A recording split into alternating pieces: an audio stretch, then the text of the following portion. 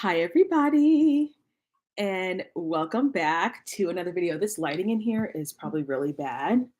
Okay, I think this is okay. I don't have any makeup on. I'm just like trying to go makeup free for a while. But anyway, we're gonna just ignore that. I wish I could do like a softening though of my features or whatever. Okay, I'm actually gonna move this way. I'm going to end up sharing my screen anyway, so it really doesn't matter what I look like. So, I want to talk about today um, why Paul Saladino quit carnivore. And I want to talk about this because you guys know that on my channel, I have been saying for years that the carnivore diet and the fasting is not for women. It's not for most women. And you guys, he is going to explain why in this video. And I just love that I am vindicated and I'm right. And so I'm sorry, but I do. I love that I'm vindicated and that I am right in this because if you've been following me for a while, you know that I've said this for days. This is not for women or anybody. For days. This is not. Okay, perfect. I just want to make sure I was actually live. Okay, so what I want to do is put this. You guys don't see this. So if you don't know who Paul Saladino is, he's the pioneer of the carnivore diet. And if you're not familiar with what the carnivore diet is basically you eat meat and you eat every once in a while you'll have like maybe some honey or you'll have basically it's all animal products. Some people do a version of the carnivore diet where they'll do like blueberries and pineapple, like just certain kind of quote unquote Paleolithic berries or fruits that were were around in Paleolithic times. Maybe they'll do a few seeds, but it's mostly animal products. And this caught on for years. Like people were all in only eating steak and butter. And this was sort of like a response to the like high carb, low fat diet, which I'm also not for. I don't think that doesn't work well for women either. And so Paul Saladino sort of promoted this, and you saw droves and droves of people like going carnivore. Well, I was one of those people, y'all, who said that going carnivore was a stupid idea. And this is because as a nutrition specialist, health coach, elite athlete coach, I understand the role of fats, proteins, and carbs in the body. And the problem with Paul Saladino is that he is like portrays himself to be this athletic person. And I'm thinking to myself, how are you athletic, but you don't use carbohydrates? Every single athlete, most athletes I know utilize carbohydrates in their training because the insulin does wonders for muscle growth. It does wonders for your energy and they do wonders for recovery. So I always thought he was a sham and a scam, to be honest with you guys, because I'm like, how is this guy running, lifting, etc.? Which remember, you guys, that lifting weights requires glycogen, right? Your muscles burn glycogen when you're lifting weights. So how are you replacing that? Eventually what's going to happen is you're going to break down, your body's going to break down. So I want to just listen to his video and react to it and talk about why this specifically doesn't work for women, because I have a severe issue with all these men coming on the internet and telling women how to eat, because it was like all these women were going carnivore and they're struggling, like their faces are puffy, they're not looking well. And if they are doing carnivore and they look good, it's because they're actually not doing complete carnivore. They are adding honey, they're adding fruit, they're adding, other items, other food groups that will help them to sustain their thyroid. Because really with women, it's all about balancing your hormones long term. So there are very few women who find it medically necessary. I know exactly who y'all are thinking of. They find it medically necessary to go carnivore. They're not the general population. If you are someone who is trying to lose weight and trying to build muscle, the carnivore diet is not the best diet for you. Just gonna say it. So let's listen to this together. And then I want to make sure that it's going. So let me play it. I'll play. Was carbohydrates. Okay, so let me just play this back so I can hear. For women. You guys don't see this. So if you don't know who Paul Saladino is, your body, play it. I'll play.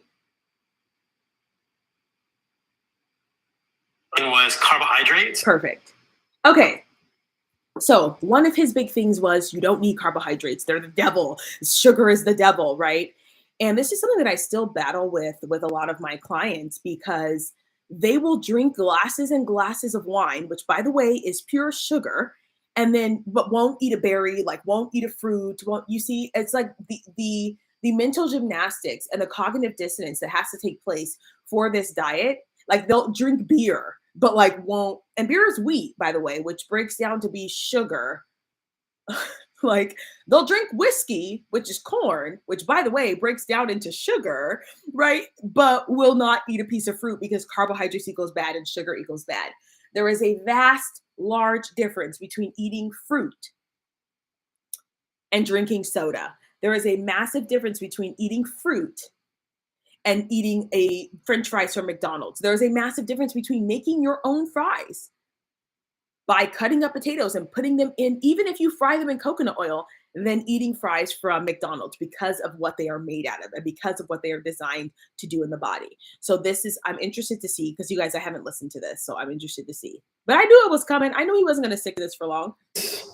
And then connecting with that, the ketosis and ketogenic diets. So when I wrote the Carnivore Code, and this is humbling, this is what we all do, is we write books and then you put your thoughts into cement, you freeze your thoughts in kryptonite, and then you change your thoughts and you think, oh, the book, it's just not a living document. So, but when I wrote the book, I was of the opinion that carbohydrates were not great for humans and was sort of looking at the literature differently. And over time, I learned personally in my own life, doing a carnivore diet of meat, organs, and fat and salt for a year and a half, that including carbohydrates in my diet improved my health from there. So my whole story is that I was eating kind of a paleo diet, had really bad eczema, which I'd had my whole life. Getting rid of vegetables and all plant food significantly improved the eczema, so much so that in the last 4.5, 5 years since I've been on this more specific path, I haven't had any flares of the eczema that are significant at all. That's a big deal because I had massive eczema on my. Okay, so this is something I want to address because this often happens. Is what he did was he did what we call an elimination diet. So in the nutrition world, and mind you, he's going to say this later on, that he didn't learn this in med school because doctors don't learn about nutrition in med school. I don't know how many times I got to tell y'all that doctors are not nutrition experts. I sometimes have to tell my doctors what I'm doing to stay healthy. Doctors are not nutrition experts. They are not. They are designed and created and built up to diagnose and prevent disease, not even prevent disease, to treat disease. Okay. Love my doctors, have medical personnel in my family. They know nothing about nutrition. I'm sorry, but this is why you can't trust these people, because he basically did an experiment on himself and then told everybody else that this is a good idea. Now, here's what happens. A lot of times people will have a disease, right? So they have eczema, and he has eczema, and he decides to get rid of all plant food. He got rid of all plant food, by the way. So he didn't say, well, let me see if fruit does the same thing as wheat, does the same thing as, what was the other plant food he mentioned, right? Whatever. He didn't do that. He just got rid of all wheat and then said, oh, this is the cure. And let me tell everybody that this is the cure. But, okay, so I, as a nutrition expert and as a specialist in nutrition, I'm always asking, why did the body give me eczema in the first place? Now, of course, I can remove foods, but the question is, why did I get that inflammatory response in the first place? Is it because there's something going on in my gut? Is it because something is not connecting right? Is it because my body is feeling overwhelmed? Why are we getting an inflammatory response in the body? An inflammatory response is not always bad, but why are we getting it, right? So that's the question that I would be asking. Yes, he wants to immediately relieve and alleviate his symptoms. I totally understand that. But he didn't go from, let's eliminate dairy and see if that's the problem. Let's eliminate wheat and see if that's a problem. Let's eliminate gluten and see if that's a problem. No, he said all plant foods. So he doesn't know which one of those plant foods actually contributes to his eczema. And if he's a doctor, like if I'm a doctor and I have access to the best medical professionals in the world, you better believe that I'm trying a blueberry and then I'm going, okay, what about this blueberry caused this response in eczema? Okay, let's try pineapple. What about this pineapple did not give me eczema? What about, let's try this banana. Oh, the banana, I didn't get a response either. What about this banana makes me able to handle it? Like, He did not do the very basic scientific process that you should do when you're trying something. Like, that bothers me that him as a doctor just went ahead and did a blanket statement and said, okay, no plant food for everybody because I'm a doctor. He weaponized his medical degree to promote a diet that we, as a woman, as a health professional, somebody who understands that there are vitamins and minerals in fruits and berries that are not in meat. Okay, so now that everything's in your meat, he's going to tell you they're not. There are responses from insulin that your body needs to do in order to promote health that you cannot get from meat and butter and salt and organs that you need from fruits and vegetables. Let's continue. It's some foolishness. And this is why y'all, like, when I tell you guys I've done every single diet, like, I was dieting in 2012 before, like, the internet was a big thing, before we had Instagram and YouTube and all that stuff. I was dieting in 2012, doing every single thing under the sun. So anytime a new fad diet comes out, I just wait for it to crash and burn. That's just how I function. Okay, let's see. My elbows, my wrists, my hips, so much so that I really couldn't even wear pants easily. It would get on my shirts. I couldn't do jujitsu because I had eczema on my knees and it was getting infected. So getting rid of vegetables really helped with my eczema. But then I learned after a year and a half that I was getting such bad muscle cramps, heart palpitations, sleep disturbances. My testosterone was kind of going down. Right now it's around 700 or 800. I've included carbohydrates in my diet for the last 2.5 years. But at that point it was going 450, 500, significantly lower. And my sex hormone binding globulin was creeping up. So I had electrolyte issues. And what I realized was that I'd been thinking about insulin wrong. I'd been thinking that I needed to keep my insulin low all of the time. And to be fair, on a carnivore diet, my fasting insulin was low, 3.5. Okay, by the way, I want to talk to the women here. He said his testosterone was low. By the way, the same thing will happen to you.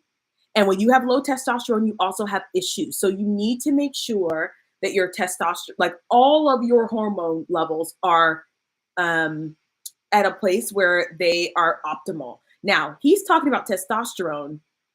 For women, this would be estrogen and progesterone. Both of those things would go down if you were on a carnivore diet for a very long time. And as he said, and I said this before, you guys, recovery. You need carbohydrates for recovery. So he's getting muscle cramps. He's having a hard time recovering because he chose not to eat carbohydrates because he was afraid of them. And I've told you guys not to be afraid of carbohydrates. Learn how to use carbohydrates.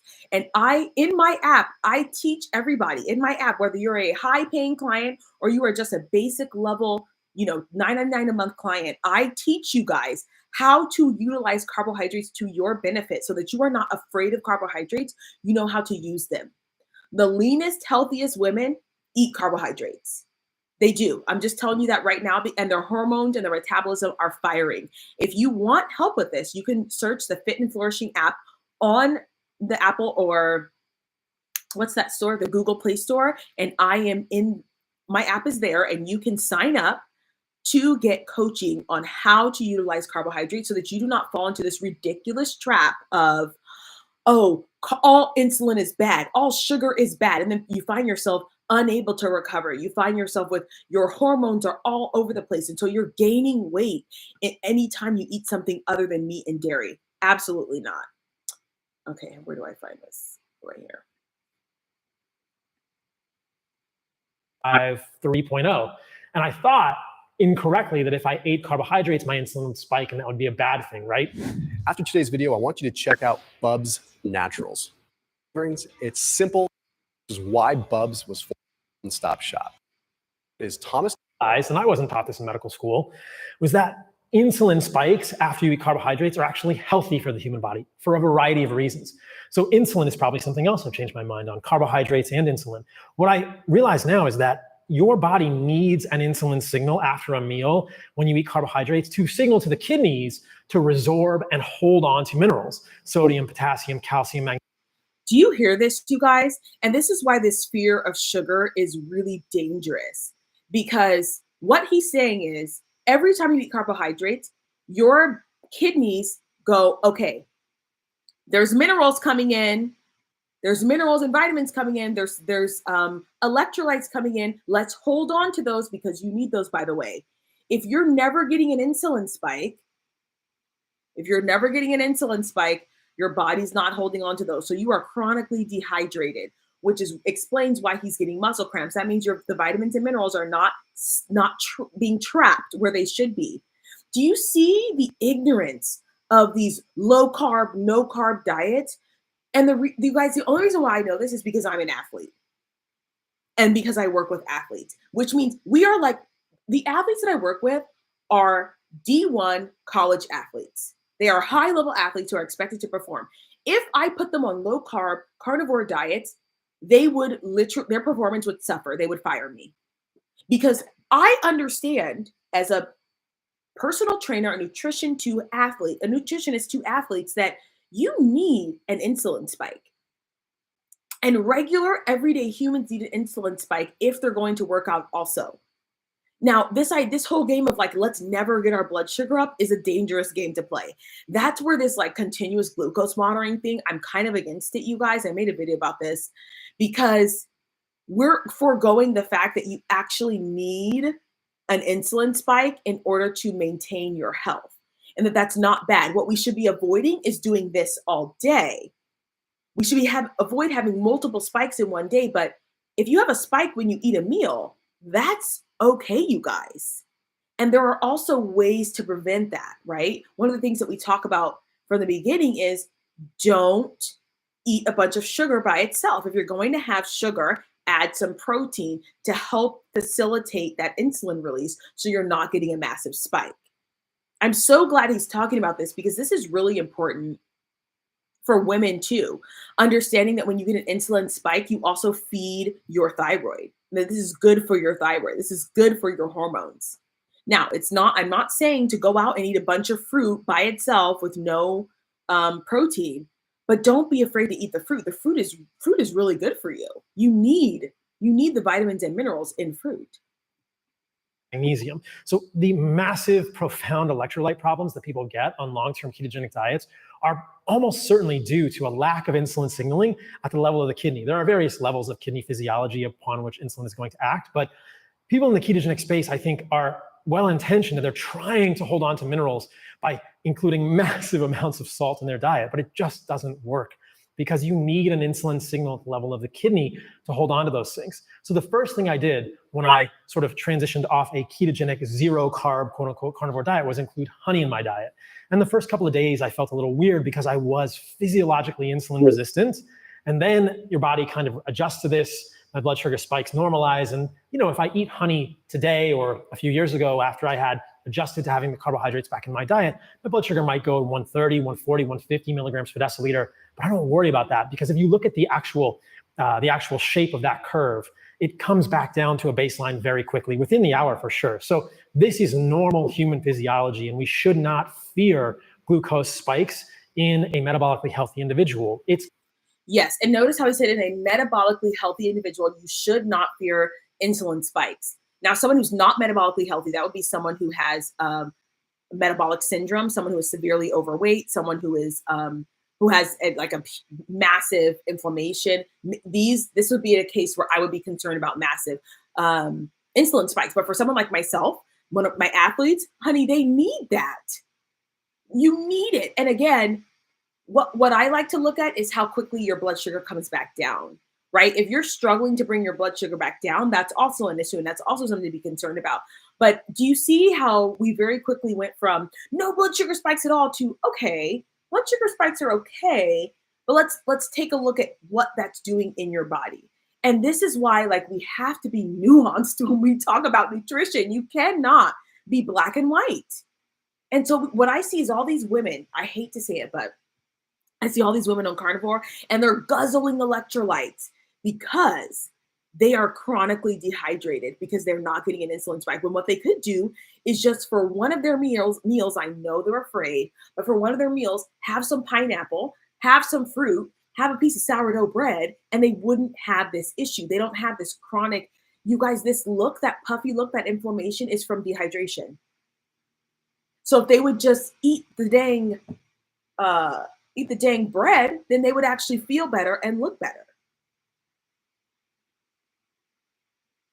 It's going to go up, it's going to come back down. That's normal. And that insulin signaling is healthy for humans at so many levels. It's healthy for our hormones, it's healthy for our brains, it's healthy for the production of glutathione and the resorption of minerals. So that idea of insulin being all bad all the time and including carbohydrates in my diet, that was a huge, huge thing. And now we know, I mean, there's tons of research that I just didn't see at that point, that I was sort of blind to, about carbohydrates for athletes, carbohydrates post-exercise. I mean, we just worked out. I have holes in my shorts now from the weight belt and this, this weight that I was using. Hold on a second, y'all. I want to make sure that you guys see the kind of workouts that he's doing. Like, he is not going and doing yoga and walking. And there's a big difference. We have to be, okay, let's be honest, right? So the kind of people who can get away with a carnivore diet, really no one should, are typically the kind of people who do walking for exercise, who do yoga. And somebody's going to get mad at me and say, oh, yoga's super hard. No, it's not the same as lifting weights. I have to be honest. I have to be honest. It is not the same as lifting weights. And if you are going to pull sleds, sprint, squat heavy, clean, deadlift, you need carbohydrates, because you are depleting yourself so much that if you do not replenish them, if you do not replenish the vitamins and minerals with a carbohydrate, you will struggle. And so we have to be honest. A lot of women are walking around saying, well, I do the carnivore diet. I'm like, babe, you're probably not working out like this, because it is extremely, extremely challenging to do a carnivore diet and actually be a good athlete long-term. Notice, you guys, he said he did this for a couple of years and then he started to have issues. He started to have issues because you can do anything for 6-12 months, but your body will always rebel when it's not the right thing. Is ripped a hole in the front of my shorts here.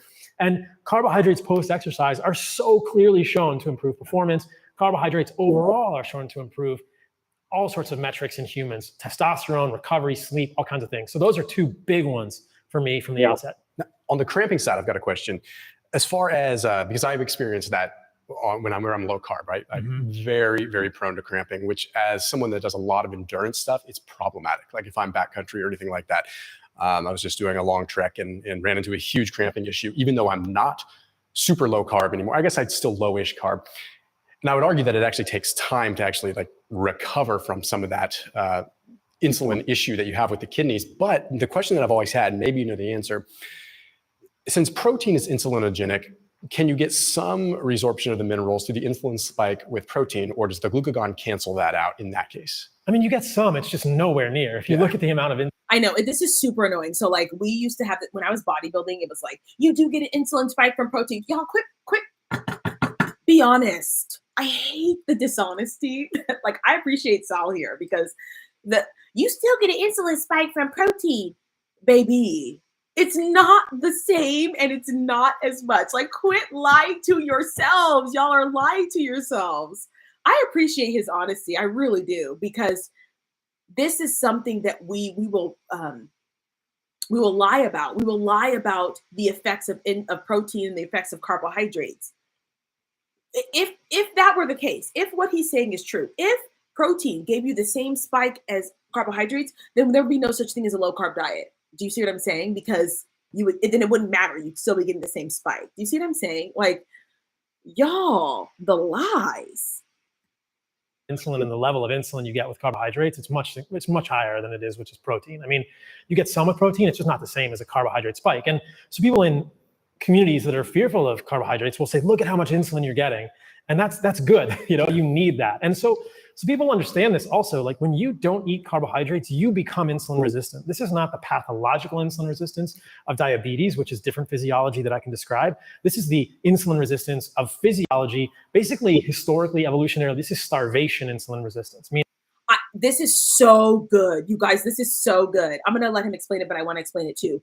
We have this thing. So what happens when you're chronically overweight is that you develop something called insulin resistance, which means your body no longer responds to the insulin response. It no longer responds to carbohydrates, meaning you don't get an insulin spike. Your body doesn't process it. right, the way that it's supposed to. So people begin to be chronically overweight. And this is why a lot of times when someone's like much, much bigger, we put them on a lower carb diet initially, because giving them, let's say 150 grams of carbohydrates is too much. Their body will not respond to that. The thing that he's about to describe happens to women who are chronically on low carb diets and carnivore diets. And what happens is women go, I can't do carbs. My body dies when I have a carb. Yes, baby, because you are in starvation insulin resistance, which means because you haven't given your body carbs, it basically forgets how to process them. And I have talked about this for years. These women who are like, I can't eat a carb. That's a problem. My body blows up when I eat a carb. That is a problem. That is not normal. Your body should be able to process carbohydrates. And he's going to talk about this right now. I'm so glad. Shout out to Thomas DeLure. And the reason why I know why this works, y'all, is because when I was bodybuilding, I was on a 900 calorie diet, 900 calorie a day diet, and I was eating fish and asparagus for 6 months or whatever. And I couldn't eat a carb because I would blow up, because my body didn't know how to deal with carbohydrates because I hadn't eaten them for so long. You want to talk about it? Meaning that you are physiologically insulin resistant. Your body is saying, hey, spare the glucose, any glucose you're getting, spare that for the brain, the adrenals, and the gonads, and maybe the red blood cells. Don't put it in the muscles. That's physiologic insulin resistance. And that's what you see in people who are low carb or zero carb or keto. And that's why the first time someone like that eats carbohydrates, they may feel very strange, or the blood sugar may go up. This is why a woman who is low carb will fail a glucola test in her pregnancy, because that is physiologic insulin resistance. And I actually have come to believe that's not a good thing. I don't think we want to be physiologically insulin resistant. He's right. You do not want to be physiologically insulin resistant, because that means your body doesn't know how to use carbs properly. So if you're trying to lift, you're trying to put on muscle, then you're going to struggle. It is a historically, evolutionarily adaptive thing for extreme situations. But I think that humans do better. And I've come to see carbohydrates as a signal of abundance. I mean, if you go to spend time with the Hadza or the Maasai or the Samburu or the Khoisan, I mean, these tribes invariably seek carbohydrates and they celebrate it. They don't think, oh, I've had 100 carbs today already, I'm not going to eat this. When I was with the Hadza, we found a beehive and they just went off on this thing. I mean, I got a big chunk of beehive and ate it with the larva in there and the honey, and it's amazing. I love this because they love to pull up the Africans and start to say, oh, you guys are low. No, we never were, baby. Nope, we never were. We never were. Don't put our name on this hot foolishness over here. We never were. You see the lies they tell, the Paleolithic lie that they tell. Oh, there was no. They understand that carbohydrates are good for you. These are some of the healthiest people in the world. And the lies that they tell on the Africans, my blood, oh, they don't eat carbohydrates. No, they love some sweet potato. They do. They don't shy away from sweet potato. They don't shy away from honey. They don't shy away from berries and fruit. They don't shy away from carrots. Like, what are you talking about? You see the lies that they come up with for how, and that he had to come up with to sell his book. I'm so glad that he's being honest about this, because it means abundance. Your body can, okay. Maybe he'll talk about this, but one of the things that happens when your body is not starving is that it becomes less stress. So if your carbs signal abundance, that means that you actually can rest physiologically. That means healing can take place, because your body will not begin to heal unless you are physiologically at rest. Do you guys, do you understand how deep this goes? Like, stop it. And the three Hadza guys that I was with were probably ate 60-70% of the honey in this hive, and then shared a little bit with their comrades when they came back. Say, hey, we found a hive. Here's a small amount for you guys. But they'd eaten a ton of this stuff. So historically, I think humans had massive exposure to carbohydrates whenever they could get it, as much as they could get it. Yeah, they didn't fear it at all. I would agree. I mean, I definitely feel like, to say that carbohydrates aren't evolutionarily correct is invalid. I mean, I think there's always access to them at some point, one way or another. So humans are seeking them. If we don't have them, we're seeking them. Well, and I just want to be like, let me just get biblical for a second, because y'all, the way people be lying, you do know that the Lord gave, like, rained down bread, manna. Manna is a carb. Like, I know there's a little post going around that says like, oh, the God gave, Jesus says, I am the bread of life. And so, everybody, there's no such thing as low carb in the Bible. Like, but for real though, like the Lord rained down manna. This was like before, thousands of years ago. Yes, we were eating carbohydrates. Like please don't fall into this trap. Okay, let me finish this thing. If we can't find them in berries, I didn't mean to cut you off, but if we can't find them in berries, if we can't find them in honey, we're going to find them in roots. Like it's a piece, just like, I mean, it's interesting. It's just so intuitive and simple. We're looking for animal protein. We're looking for nutrients and organs. That's clear. We're always eating the whole animal. But the next thing, I think in tandem with that, we're also seeking carbohydrates as wild humans. We've forgotten what wild humans look like because we all, except for maybe a couple thousand people on the planet today, live as semi-domesticated humans. But it's very clear. I mean, if you look at the Hadza, so there was a PhD researcher who actually spent a lot of time with them and gave them surveys of these nomadic tribes and said, what are your favorite foods? And there were 5 foods that were their favorite. So there was meat, there were berries, there was baobab, there was tubers, and I forget the last one, I'll think of it in a moment. But honey was invariably the first thing that they wanted. Both men and women ranked honey as number 1. And men said meat as number 2. Women ranked berries, baobab, and tubers, I think all about the same. But in both groups, the roots were sort of the last thing that they wanted to eat. Wow, man, that's wild. But both of them really, that was the favorite thing for them was honey. Well, I mean, it makes sense. It's delicious. They celebrated it more than anything, right? And if you look at these people, there are tons of studies of them, of their cardiovascular health. They have insulin sensitivity, which is amazing, which is exemplary. They're not insulin resistant. They're not diabetic. They're not obese. So exactly. And so to demonize one food, and I want to talk about this, I've talked about this in other videos, and maybe I should do another one, is the carbohydrates in the United States. The reason why we struggle is, number one, we like to choose carbohydrates that are in packages. That's just a fact. We love a carbohydrate in a bag. That's part of the problem of the United States. So we have demonized the whole food group because we lack self-control. Like, is that crazy to me? Is that crazy or what? So we have to be really careful. Number one, of following these massive trends. We have to be careful as women of following trends of men, because he specifically states it now that women need carbohydrates. Women need carbohydrates. So when these men are running around telling you, oh, do this diet because it works for me, they don't understand women's bodies. They don't understand the role of carbohydrates in women's bodies. So that's all I'm going to say about this video. If you guys liked this video and you want me to do more videos like it, don't forget to like the video and leave a comment. It's okay if you disagree with me. You just can't be disrespectful. You can disagree with me all you want, but you can't be disrespectful. You heard the words from the horse's mouth that Paul Saladino quit carnivore and eats carbs now. And he told you why. And this is why I tell you guys not to be afraid of carbs. All right, you guys, please don't forget to like, share, comment, and subscribe on this video. And I will see you guys in the next one.